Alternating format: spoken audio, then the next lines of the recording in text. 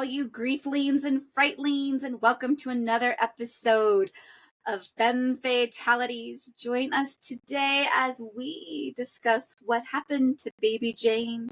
Get that cup of tea, gather around the cauldron, and join us for a spell, won't you? Anna, take us in. Hi, all you creepers and reapers. Welcome back.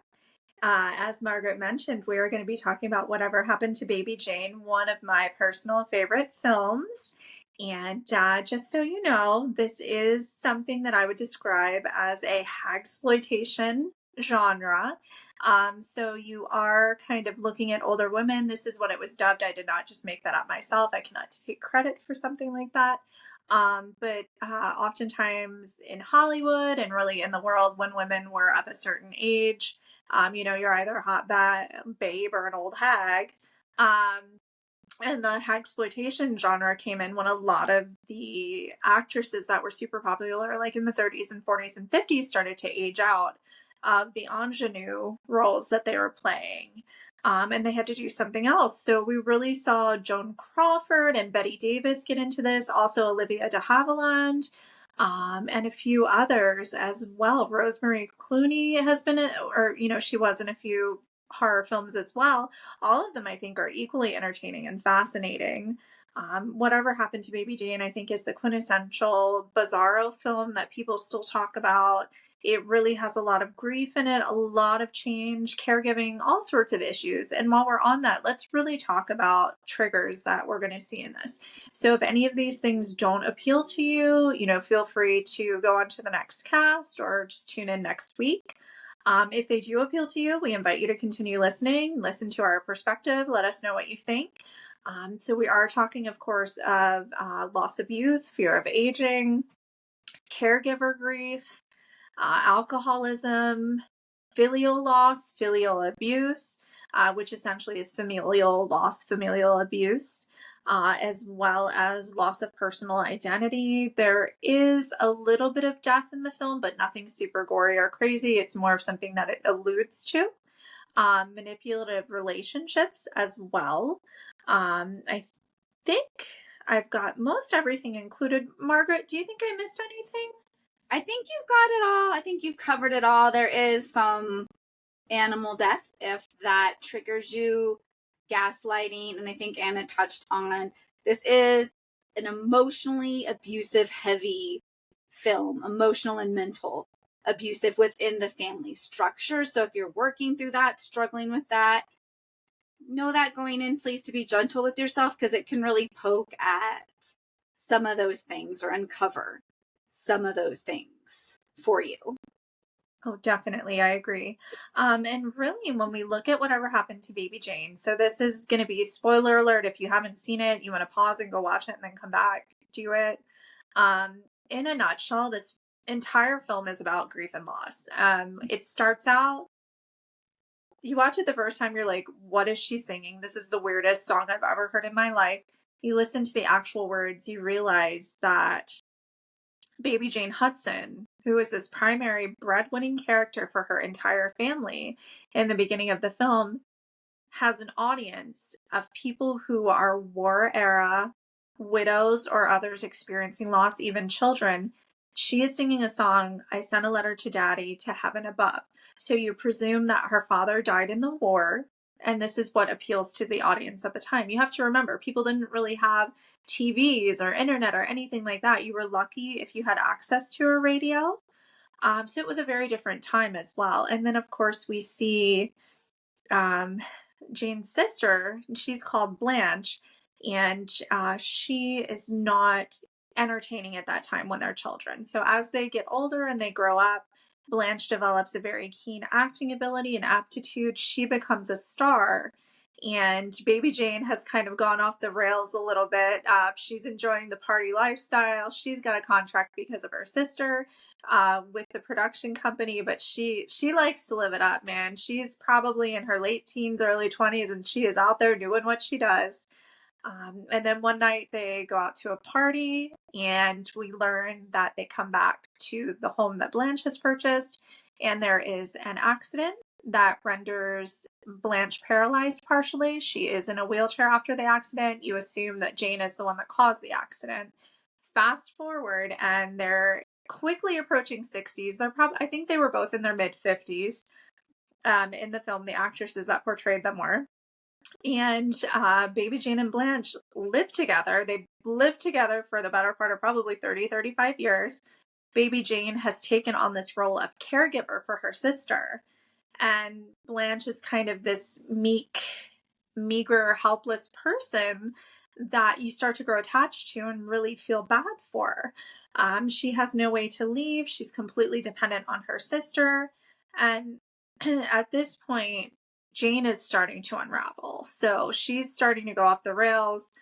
She's feeding her sister dead animals.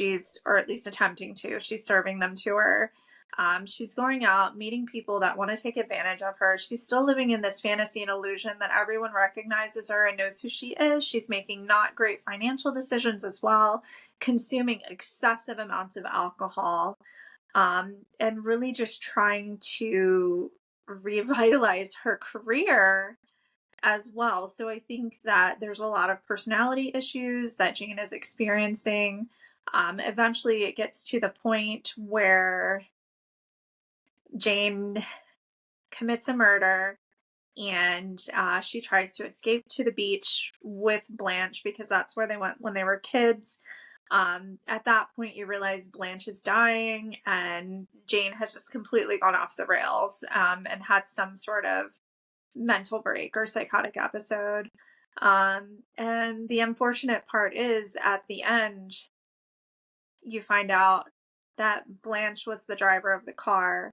She attempted to run over her sister, Jane, and Jane runs off. So Blanche drags herself out, pins herself between the car and the gate. And all these years, Jane thought, oh my God, I'm responsible for this. But she wasn't. So it's just really a fascinating film. A lot of psychological thrills, a lot of kind of minimal jump scares, a little bit of death, but that's it in a nutshell. So any of you who are still tuned in, you've seen it, you know what's happened. We just recapped it. I think at this point, it's a really good idea to touch on all of the different grief and loss that stands out to us. Margaret, what stood out the most to you through the entire journey of the film? Yes, thank you. And thank you for that beautiful summary. And I want to touch on yes, this is a grief film. This is definitely grief. It is also a reflection of the times, what was considered horrific at the time, losing a loved one to war as a woman, being, right, the old spinster. They weren't married, they were dependent on each other. And so that was considered a horror, that you're not going to get married and have the kids and do the thing. What really stood out to me was the relationship and how it mirrors so often in abusive relationships, the codependency that is in these relationships and how we want away from the person, we can't live without the person, and our need for them. And I think the sisters, they demonstrate that beautifully as they're aging, and they need each other, but they don't want to need each other.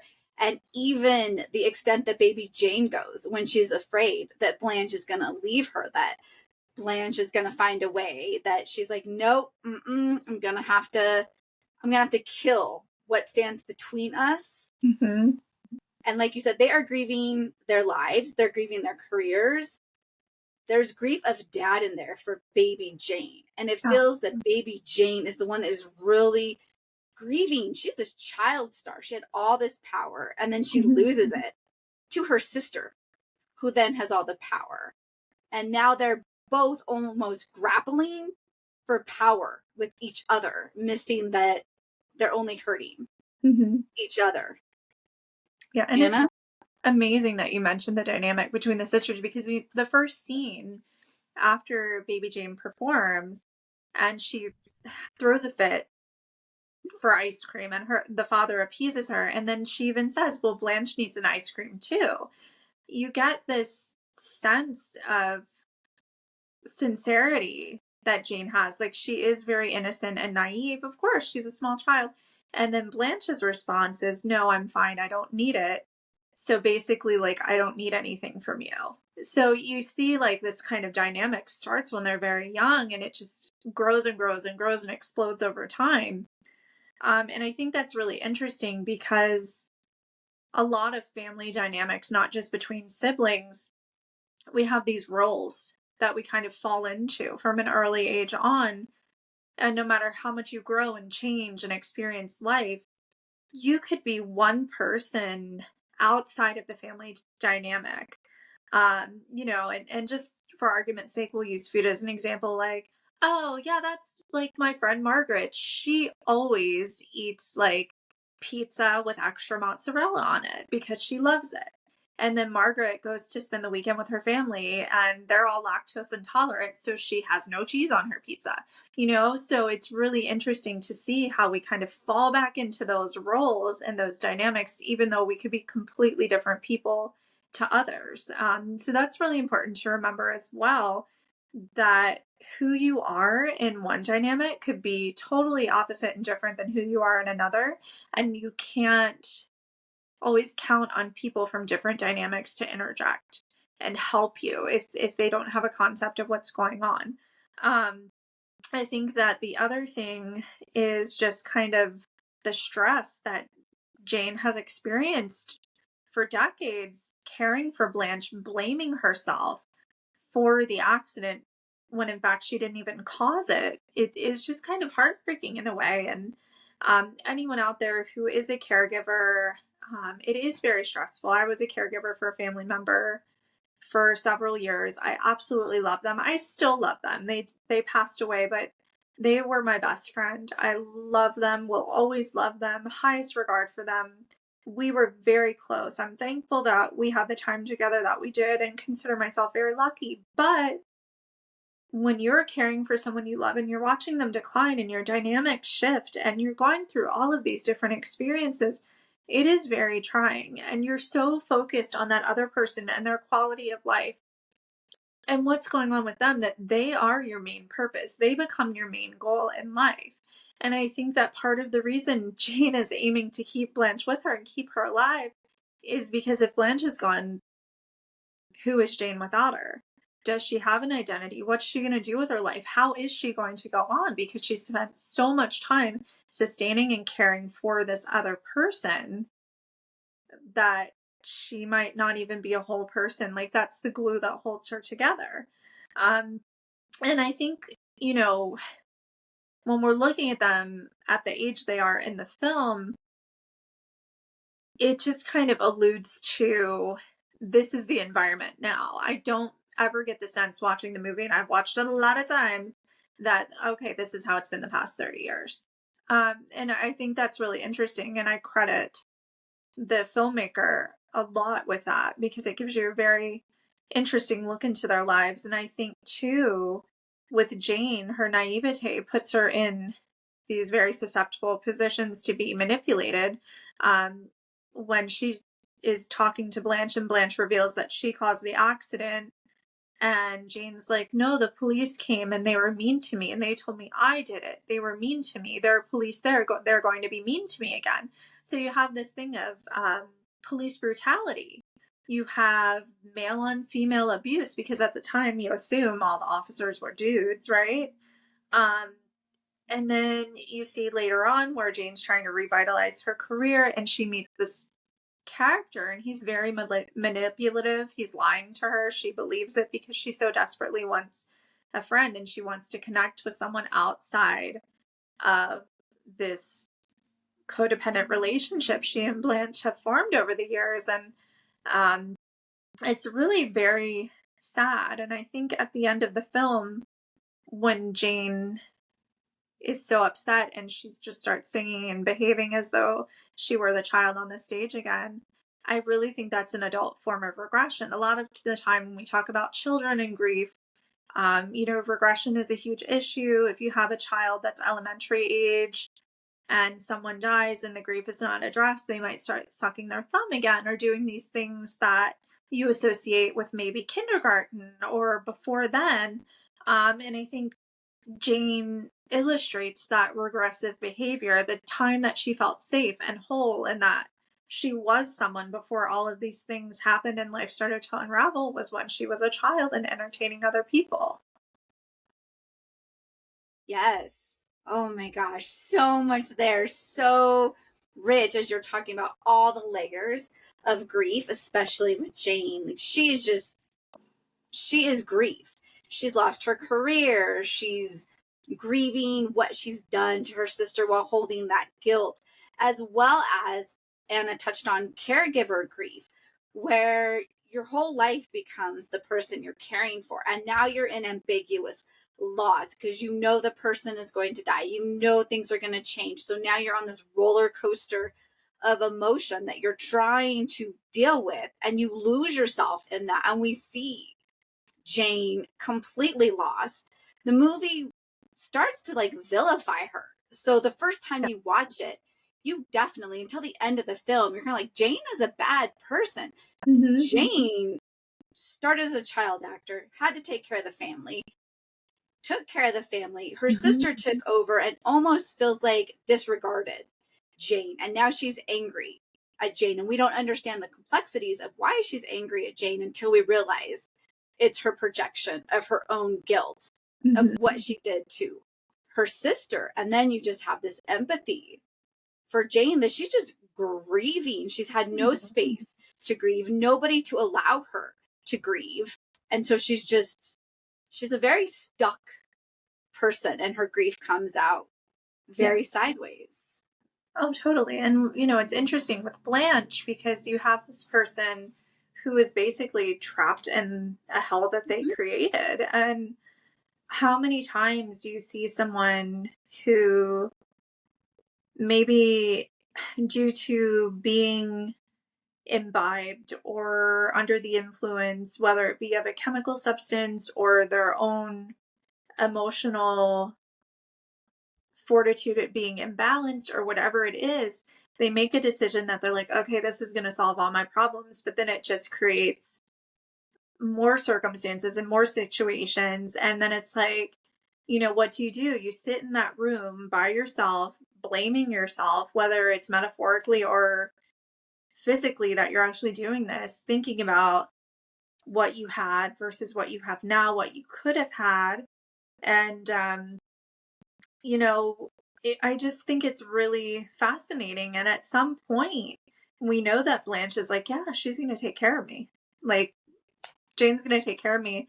And then at some point that changes. And I think that Blanche really starts to realize, like, not only did I have my sister sacrifice her life to take care of me, but I sacrificed my own life in a way because after the accident, I lost so many things and I never properly addressed my grief because I would have had to made an admission of guilt.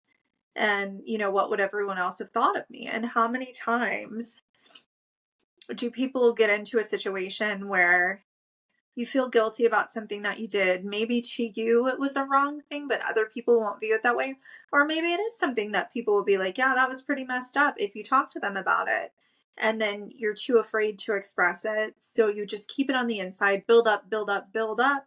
And it just affects you. Whereas if you found a way to address it, whether it's with, you know, someone around you who you trust and is a safe person to talk to, or a counselor or a therapist, or even some sort of art therapy, or, you know, whatever works for you, even if it's going and like chopping down a tree, whatever works for you to help you get those emotions and feelings and expressiveness out, like how much that would improve things. And then you're not sitting around for 30 years like Blanche in this kind of just funnel of frustration and guilt and all of these negative feelings. Yes, Blanche she's trapped literally and mentally. She's on the second floor of the house. She's in a Mhm. wheelchair. So she's trapped, and she's also trapped in who she was. Of thinking of the neighbor. Oh my gosh, she lives next to us. She's the best actress ever. Oh, whatever Mhm. happened? We love her. So Blanche is trapped in the identity of who Blanche was. A lot like baby Jane is, but baby Jane almost has like this Mhm. conflict between who she was and who she has to be. And this is causing this tension for Jane where Blanche is just rotting away in her Mhm. guilt and her shame, like Anna was talking about, and then projecting that onto Jane because everybody thinks Jane Yeah. is Oh, a yeah. bad person. Even the nurse is like, well, come Mhm. on, like, let's get you to leave. She's Mhm. spending all your money, not realizing that Jane took care of the family Yeah. in the beginning, and that probably Blanche, like Anna was talking about, is taking care of Jane out of guilt, not Mhm. out of love. They've got this very codependent, Yeah. unhealthy relationship, as Anna touched on in the beginning. Jane wants to take care of her sister. Blanche has this look almost of disgust or spite at baby Jane when she's like, I Mhm. don't need any ice cream. Yeah. It's almost like, I don't need you. I don't want your money. Mhm. I don't want anything from you. And then now Yeah. here she is dependent on Mhm. her, even though she was going to kill her Yeah. to free herself from this codependent relationship. That is very Mhm. drastic. Instead of just been like, you know what, sis, things are not healthy between us. We need a Yeah. break. It was, let me just kill you to, Yeah. Let me just run you yeah, over and solve that problem you'll right be away. fine. Like, well, and it's interesting because I think Blanche must have been the first child. And Mhm. then Jane, Yeah, because because she's she's called, taller than, yeah, and yeah. she's called Baby Jane. So, maybe it was that resentment of you were the baby, or, I was the baby, now you are, or something like that that comes into play as well. Like everybody loved me and then you came along, which is typical of siblings. But when you're talking about the financial aspect, what I find to be interesting is that, and anyone out there, correct me if I'm wrong, but after watching the movie over a few times, it seems to me the house where the accident occurred is not the house where they're residing. Hmm. And at one point, Jane even says, "This is the house that I bought with the money that I made Hmm. for the Yep. family." So you find out, like, that house is actually Jane's house. It's not Blanche's. And I just think once again it's mind boggling. And in terms of the financial aspect, you really don't know um if Jane has any income. Blanche still does because they started playing her movies on TV again, so she's getting paid for that. But I just think it's really interesting. And I think that with Jane, she's starving Blanche and all these things, but part of her addiction and Yep. alcoholism, like the alcoholism comes into Yes. play. Like she may not realize, she might already think that she gave her breakfast and not even realize. Like, Well, she's punishing her through food. Remember, yeah. the bird got out of the cage, and then the Mhm. bird is a meal. Then she says, we got rats in the cellar, and then the Yeah. rat's a meal. And so, in a way, I feel like Jane's were like, Mhm. I fed you. You Yeah. chose not to eat the bird. You chose Mhm. not to eat the rat. Mhm. Well, And and you're right, that alcoholism that we don't know Mhm. the extent of how it's impacted her. well, and part of it's code too, because Mhm. the bird, you know, well, typically culturally, um, if you deliver a dead canary to someone, that means shut your mouth. Mhm. So I'm like, okay, she delivered a dead bird. She's telling Blanche to shut up. And the fact that Blanche keeps talking about her to other people, she's talking to her about a psychiatrist, to the housekeeper Elvira, to all of these other people. So she brings her a dead rat. So to Yeah. me, the dead rat thing also is like a snitches get stitches kind of Mhm. scenario. It's not just like, this is what you're going to eat. This is also like, hey, like, I'm not as Yes. blind to this as you think I am. Yes. And I love that perspective that baby Jane, in her very unhealthy way, is letting her sister know, I see you. I am on to your Hmm. manipulation. Because again, the Yeah. film portrays Blanche as this victim and Yeah. that she's the victim of baby Jane. And baby Jane is saying, I see you. I get you. So I love that perspective, Hmm. Anna.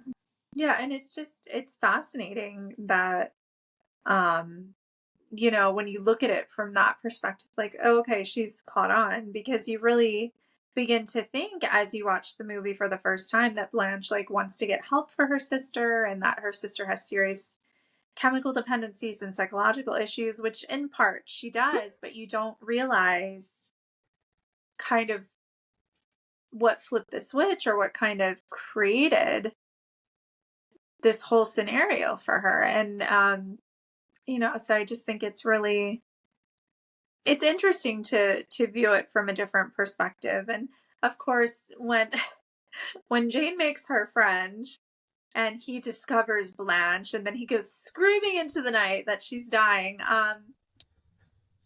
I feel bad saying this, but to me that's just comical in a way, because of how it's acted, but it really does speak to how afraid of death people are. Like he just gets out, like he's like, oh, she's dying, I gotta get out of here, like I can't even deal with the idea that I'm around someone who might be dying.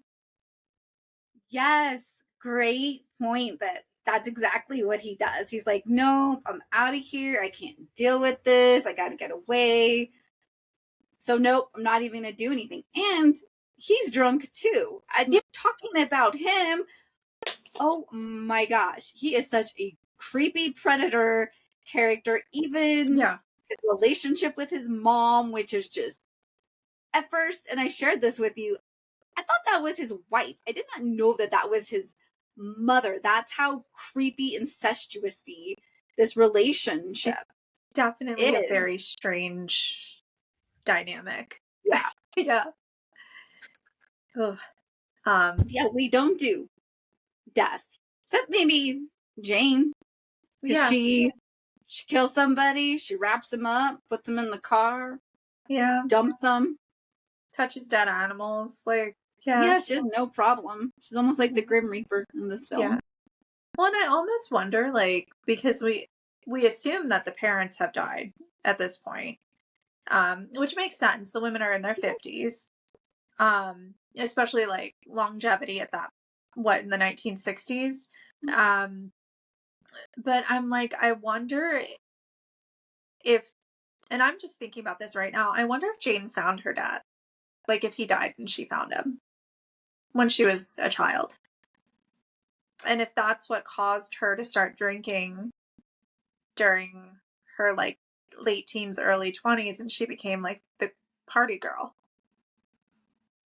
Ooh, I didn't even think of that. That's a brilliant perspective that maybe she found out. We know Jane Mm-hmm. has more trauma Yeah. than Blanche. I mean, she's a And child actress, and yeah. people had dolls of her, and she had to perform, and she had to do all these things. She had to take care of the family. Like, that is a Mm-hmm. lot to put on Yeah. a child. And even she's daddy's girl. They never talk about mom. We see mom in the beginning, and then Mm-hmm. mom is like an afterthought. We don't know what happened to her or. Yeah. And it's just, she's kind of there, but Jane, like you said, you don't hear much about mom, but multiple times throughout the movie, she refers to her father lovingly and adoringly and always says, like, when he was around, things were better. So I'm like, I wonder if he died and she found him when she was a child.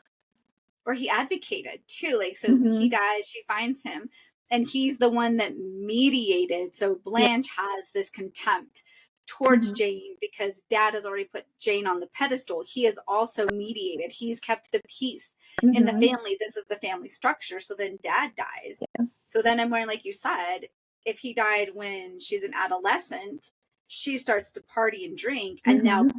Blanche gets to become the Yeah. family hero. She gets to become the rescuer, because in Yeah. this family, there can only be one star. This Right. family is not big enough to have two stars. Like Highlander, there can only be one. Mhm. But yeah, I mean, that really makes a lot of sense. And, the mother, she's just kind of like, whatever, do what you want, you know? Um, so it's just something to think about because we really don't know what happened to the parents. And it's funny because when the movie opens and the neighbors that you had mentioned next door, you're introduced to this mom and daughter who are very close and enjoy each other's company. So not only do you have kind of this parental dynamic that you never saw with Blanche and Jane and their mother, we assume, but also like what we see is like a healthy quote unquote family dynamic between two family members, and then you're thrust into the Hudson world, which is quite different. Yes, and as you touched on the neighbors, they're actually watching one of Blanche's films. They're talking about Yeah. whatever happened. So it wasn't whatever happened to baby Jane, but like whatever happened to Blanche Hudson. Oh, she lives next door. I hope she's okay. Let me give her flowers. And then again, Jane feeling so unappreciated, which I wonder Mhm. also led to her drinking. Oh She yeah. took care of the family, and she's the Mhm. unappreciated one. She's the spoiled Yeah. brat. She's the one that's going to throw a tantrum because she wants ice Mhm. cream. And know, like, wow, you sacrificed your childhood to take care of the Yeah. family. You Eh, sacrificed your older years to take mhm. care of your sister. And yet here is your sister. She's the victim. Right. She's the one that you're tormenting. And yeah, Jean needs to take accountability. She is Mhm. tormenting Oh yeah, her sister. completely. Yeah, it's psychological torment. Yeah. And we're definitely not saying by any means like give people dead animals to eat or, say horrific things to them. If you're caring for them and you're stressed out, please don't do that. Um, it's just that through this film itself, you have one personification of each character in your mind the entire time. And then at the end, it's like, oh, wait a minute here. This is completely different. They just flipped everyone's role in the sense. And like Margaret, you're right. She spent her whole childhood taking care of everyone, right? And that could be part of it too. Like she goes wild for a few years and then she's taking care of Blanche, like all of her adulthood and into, her middle age and beyond. But I mean, how many times do we see like someone who has always been like the caregiver or the mediator or whatever it is in a family, and then like, their kids grow up and they go to college, or um the person gets divorced, or their siblings are all grown up, or whatever happens, their parents move to Florida to live in a retirement community, and that person who was providing the care goes wild. They're like, I'm going to go out to the club. I'm going to get like a crazy outfit. I'm going to do what I want because they no longer have to be accountable for anyone, right? So it's like this crazy Russian feeling of freedom, which I think in a sense Jane was experiencing for the first time. Yes, I completely agree with you. Jane just she was the caregiver. So Mhm. then she goes wild because she hasn't had this freedom. And you also touch on how we will judge people when people will use the tools Mhm. that they have. Jane hasn't gotten any therapy. Jane Yeah. hasn't been able to process her feelings. So the only way she knows how to share her feelings is I'm going to give you a dead bird. I'm going to give you Mhm. a dead rat. I'm going to lock you up on the second story and put bars on your windows because I Yeah. don't have the skills or the tools, and she's just lost, like, Yeah. and the guilt too. You go Mhm. partying, you're the caregiver, you don't caregive for a while because you're Mhm. partying, and now all of a sudden you're a caregiver because you quit being a caregiver and that was your role. Like Jane Yeah. basically is trapped in the role of caregiver and grieving her whole life. Mhm. And it could even be, I mean, part of Blanche's bitterness as it grows could be like Jane is no longer like quote unquote the successful sibling, whatever that means. Um, and Blanche is. And then she realizes how much hard work it actually is to be successful. And maybe she's bitter towards herself for being envious all those years. She's pissed now because she has to be the one out there working. And she gets inebriated and she's like, well, screw her, I'm gonna run her over, and it's just really interesting. I think in a lot of ways in life, how often do you want something so bad, you want it because you see that someone else has it and it looks so easy, and then you get to a situation where you can attain it and you realize how difficult it's actually going to be. As Blanche, you're touching on, yeah, that's part of Blanche. I also wonder if Blanche wanted that responsibility. I don't think Mhm. she ever wanted to be responsible. I think she wanted to be Blanche Hudson, this big star and to Mm-hmm. cut ties with baby Yeah. Jane. She wanted nothing to do with her. And so here, this twist of fate, she is now once again dependent Oh, yeah. on baby Jane. Mm-hmm. Yeah. And it's interesting too, because like, she mentions that, as her film career was skyrocketing, she used money to buy a home that Jane's going to live with her at, right? So it's the whole like, well, she took care of you all these years, you have to take care of her. And then boom, like you said, back to square one. They're in the house that Jane purchased and she's taking care of Blanche again.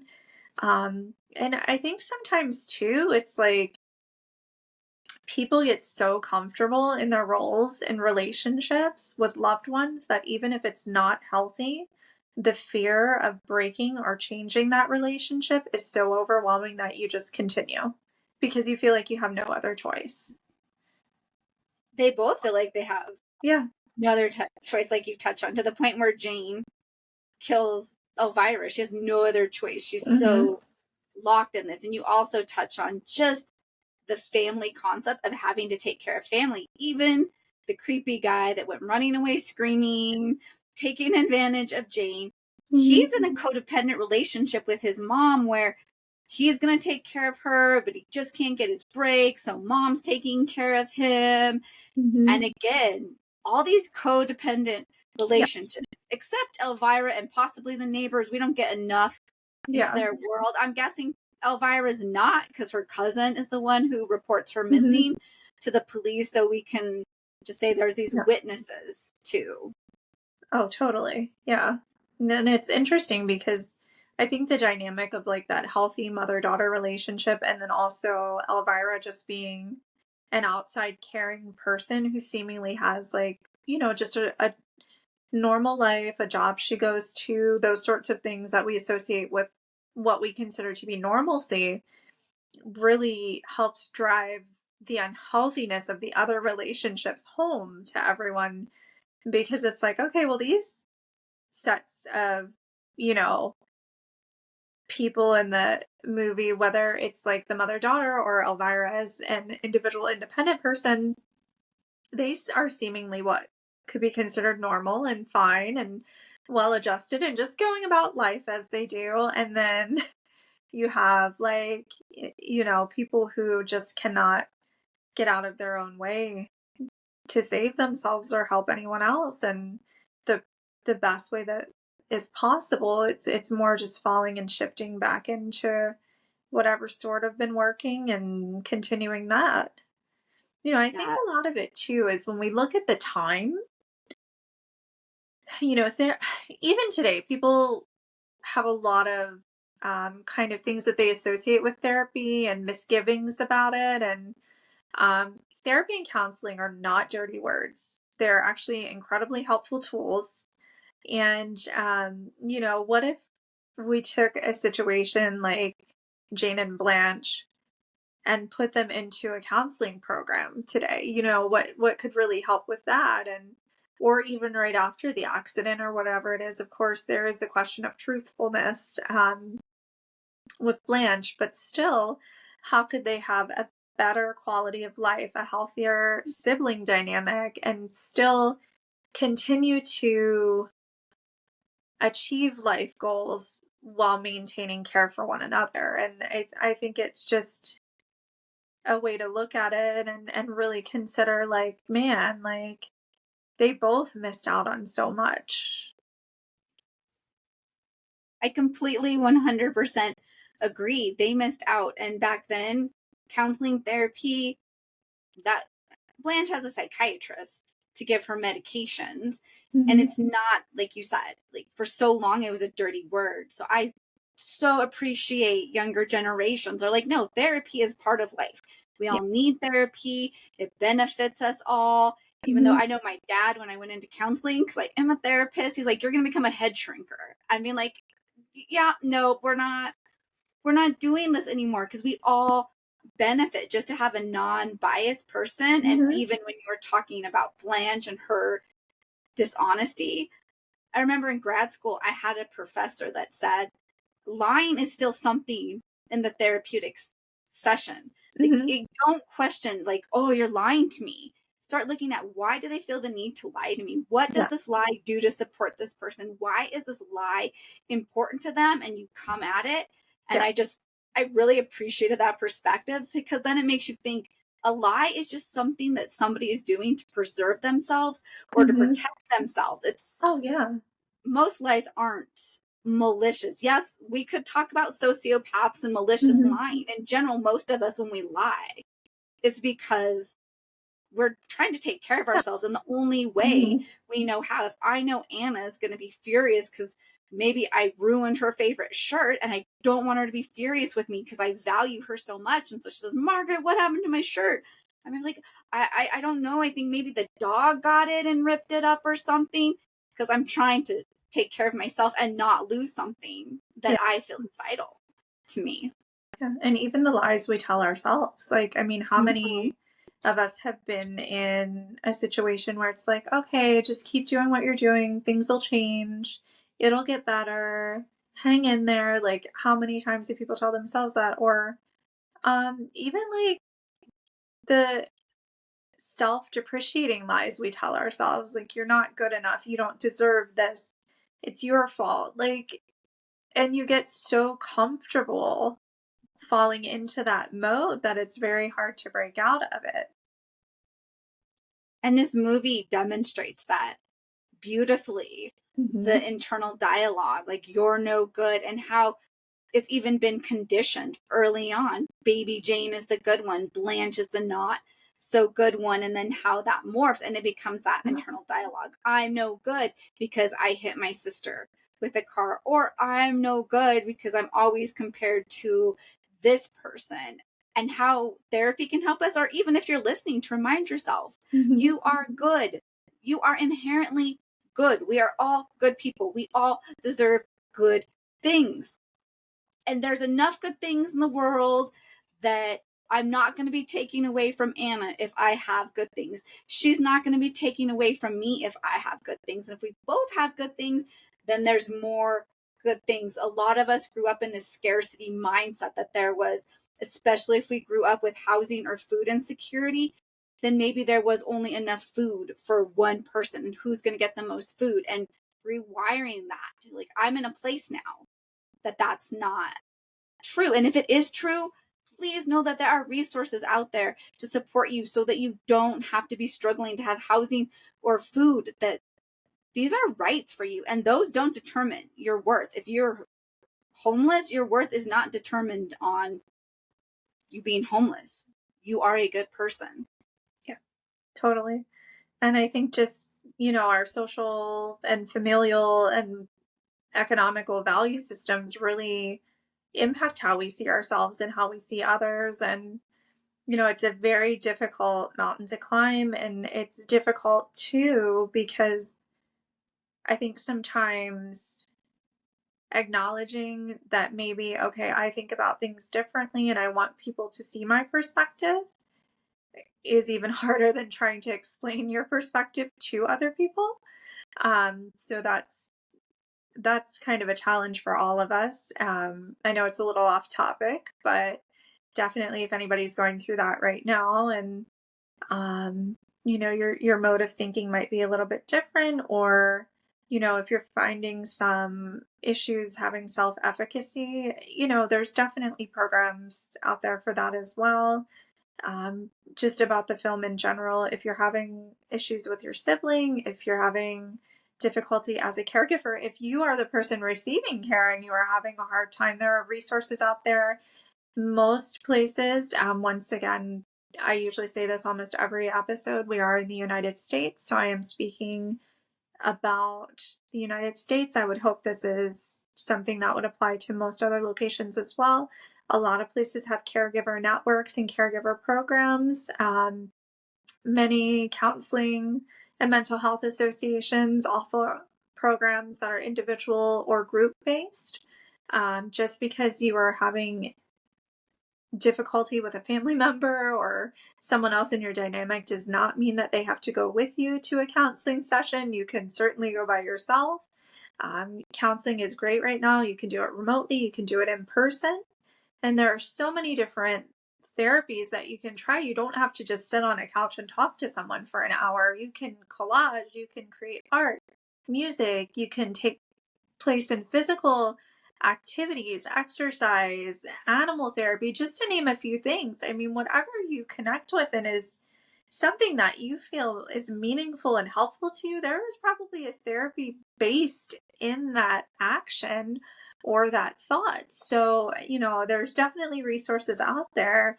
And many times they're just, the click of a mouse away. I mean, it's very, very effective and efficient. And don't ever feel bad about thinking about going to counseling or therapy. I personally have told Margaret that when I got into grad school, especially the thanatology program, I've done a couple of different grad programs. I was like, okay, well, if I'm going to be counseling other people and helping them, I really need to make sure that I'm in a good place, right? So you want to put out the vibes that are going to be the most ideal and helpful to other people. So um, I ended up seeing a counselor. It was more related to some anxiety I had from the pandemic, but we talked about a bunch of different things. The only regret that I have about counseling is that I didn't do it sooner. No other regrets. And if you are listening out there, my counselor, thank you so much. You have done more for me than you will ever know. So thank you. Yes. And thank you for bringing that up and empowering people, right? That get counseling, get therapy. And I just want to piggyback. You get to interview your therapist. You get to ask questions. You get to say, I really think that you are a good fit, or no, I don't think you're a good fit. If the therapist is not becoming a good fit, let them know. I don't like the road we're going down. I don't like this. In my consultations, I tell people I am like a dog in a yard full of squirrels. If I'm going for one squirrel and you don't want me to go for that squirrel, just say no and point me at the other squirrel. If something isn't working, let me know. I have a huge toolbox. And if you don't let me know, I might be like, oh, you love journaling. I'm going to keep giving you journaling. And you're like, I fucking hate Margaret. I hate journaling. Like, I don't like journaling. One of my therapists always gave homework, and I hated doing homework. And so then I just be like, oh, it's in my car, because I felt shame for not doing the homework. Instead of like, I don't like homework. I'm not going to do the handouts. You're going to do me. And if the handouts are important to you as a therapist, the right therapist for me. I've had a few therapists. Some have been fabulous. Thank you. Those that haven't been that great, thank you, because you helped me learn what I need as an individual in a therapy environment. So you get to choose. You get to say, yeah, this is what I need, or no, this person is cognitive behavioral. If you ask me that, I'll be like, I do not do cognitive behavioral. That's not my thing. If you want a therapist that does that, more power to you. Go enjoy that. That's not who I am. You get to ask these questions. Do you do these things? Tell me, what are your philosophies? How do you approach these things? You get to decide that, and you get to run the show. Right? You are in charge, especially if you've got trauma. I'm letting you call the shots, because in trauma, we don't get to be in charge. Mm-hmm. And in grief, like, I'm here with you. Like, I am going to walk with you. I'm going to give you probably some education so you don't feel so isolated. I think Anna can relate. Often in grief, we feel very isolated. We feel very alone. We can feel judged. So finding a therapist that you can say, hey, what is your experience working with grief? How do you approach grief? Because not all therapists are the same. Like an addictions therapist, they might say, oh, no, I don't. Might say, are you a thanatologist? Anna and I are thanatologists. So we can be like, yeah, we know a little bit more about grief than the average person or therapist. Not to toot our own horns, we actually did extra work. So on top of our degrees, we did an additional certificate to say, I am an expert in this field. Yeah, and it's it's funny that you bring that up, because we're getting a little bit off topic, but I always say I have one of two expectations when I tell someone I'm a thanatologist and then I explain what that is. One, they go running and screaming over the hills, or two, they'll open up about an experience that they have. Obviously, I prefer the second reaction.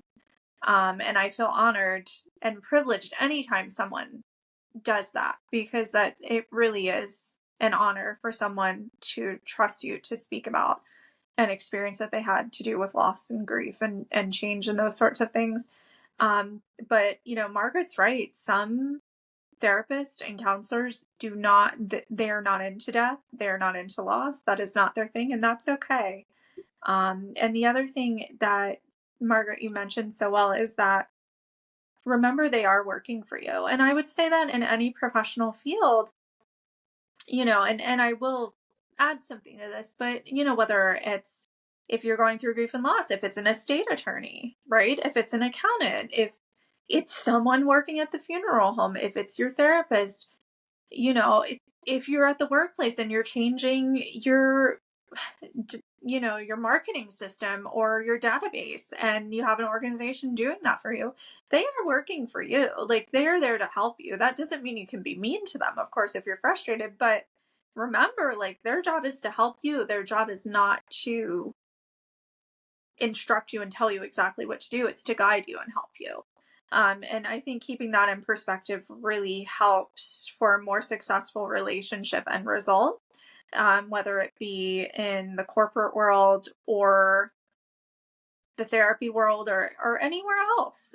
So that's something to really keep in mind. Speaking of relationships and kind of what we see and how we identify, Margaret, I've got to ask, who do you best identify with in the whatever happened to baby Jane world?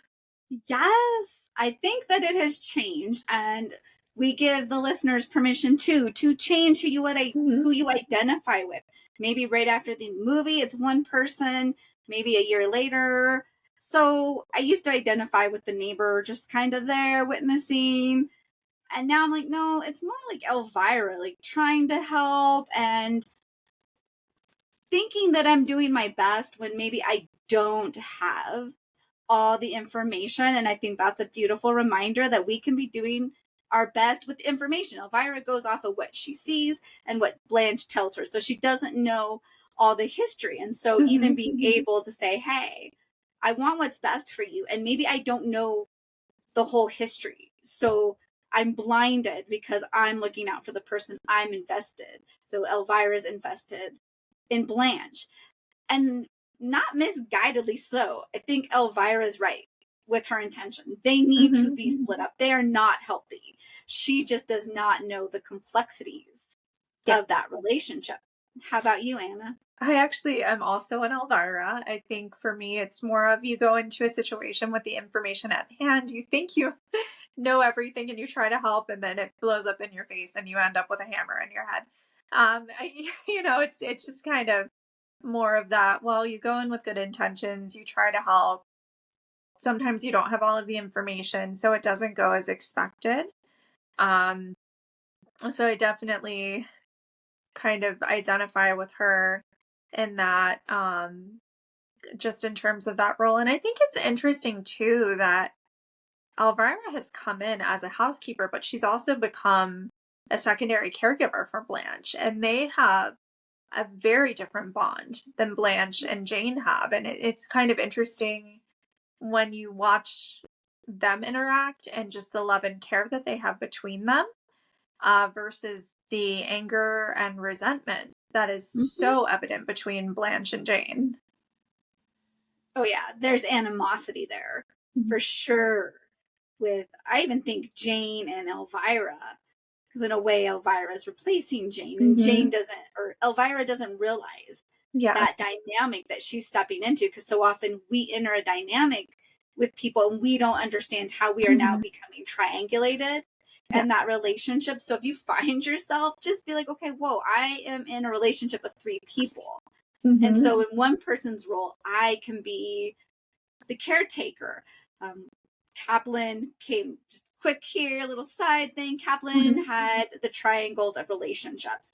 So in most of our relationships, there's a victim, a persecutor, and a rescuer. And Anna and I could do that in our own relationship. Anna could be like, oh, Margaret, you hurt me. And I'm like, whatever, shut up. So now I'm being the perpetrator, the persecutor, Anna's the victim. And then I feel bad. So I go, oh, I'm so sorry. So now I'm rescuing her. You can see this with Blanche, Jane, and Elvira, that Blanche is the victim Jane's the perpetrator persecutor, and Elvira is the rescuer. And I personally like to see, like, look at relationships. We want to move into like a co-creator thing where we're co-creating our dynamic.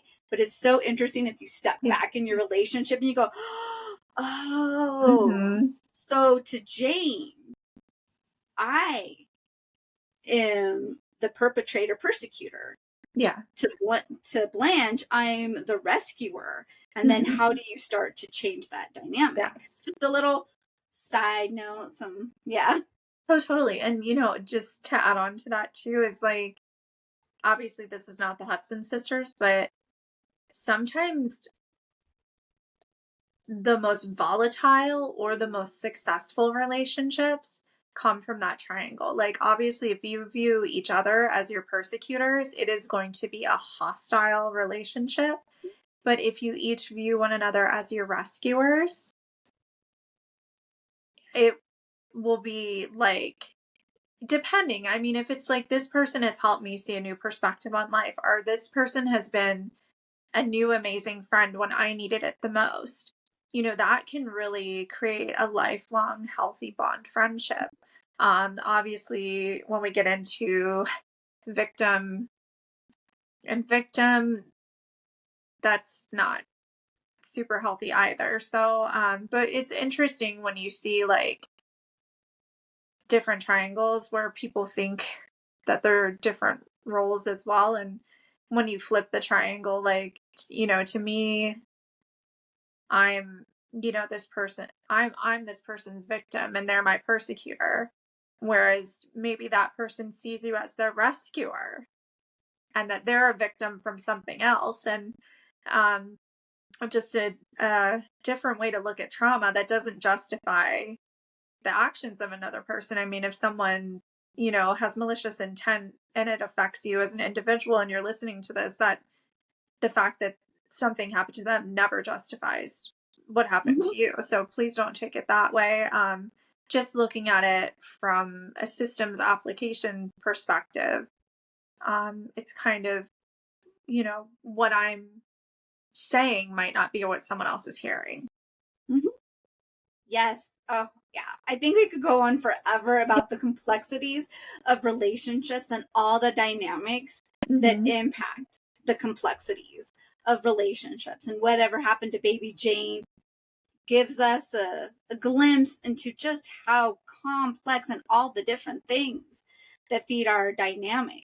Even looking at Jane, she's persecuting her sister because of her own guilt, and vice versa. Blanche is doing the same thing, and yet they're not talking about it. They're not saying, I'm so upset with you, whatever it is. And we could go on a whole other thing about our own fear of saying how we feel because it feels unsafe. And and then you're afraid because, if it hurts the other person and it doesn't get you the result you were hoping for, then you feel terrible and the situation has gotten worse. And it's just kind of a catch-22.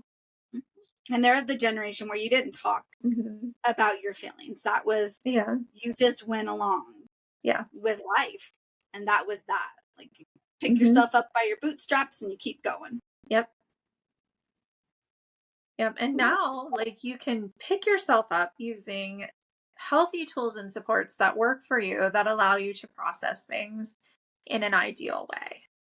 Yes. So it's kind of, I think of it as in a way like those Crocs that you can put the little plastic things in the holes, right? So you're still going to put your Crocs on, you're still going to put your shoes on, but you can put all these other things in to kind of support you. And actually, I should probably say Chucks with shoelaces, since that's a little more my style. But I was like, I was just thinking, you wear Crocs? I just learned something. I was like, no, I got my Chucks or my Vans. If you like Crocs, good for you. That's awesome. Keep wearing them. I'm more of a Chucks, Converse kind of person. And that's cool too. Do you? If you like Nikes, if you've got your Jordans on, more power to you. Do you. Do what works for you. Yep. But I think at this point I must digress a bit because I'm starting to talk about shoes, and well, we could go on for hours about that too, but that will be a different podcast for a different day. I think now that we've unlocked some secrets in the cellar, we're going to stay in the family. Margaret, do you want to tell our lovely listeners what's next? Yes, join us next time for mommy issues. Hope you're ready. Maybe invite your mom. Maybe not. I don't know. It's up to you. Or if you're a mom, maybe you just come. Maybe you invite your kids. I don't know. We're talking about mommy issues, and Mm-hmm. we are venturing outside. Yes. Yes, we're not going to be at Crystal Lake. We're not going to Woodsboro, right? That's where I live in Yeah. Scream. Yeah, Did I we're just not going to go butcher the to, we're name? not staying at the Bates Motel either. So, No, yeah. we're going to discuss some other moms that you might not have thought of. So Yeah, and don't join us. worry. Like our buddies, they will be making an appearance eventually on the Yes. cast. So we will talk about Billy and Jason and Norman and maybe Freddie a little bit, but that's a whole other mommy issue thing that Yes. deserves its own dedicated cast probably. But yeah, stay tuned. We're really excited to talk about some different perspectives that happen to do with filial relationships and horror related to those, and just what we see in the movies and what we see when we take a deeper dive. So if you guys have any mommy issue movies that you want us to talk about, comment, and we are more than happy to take a look see. Yes. Ooh. All See right, you next we're gonna go conjure up some more content. Bye time. bye. Yeah. Bye.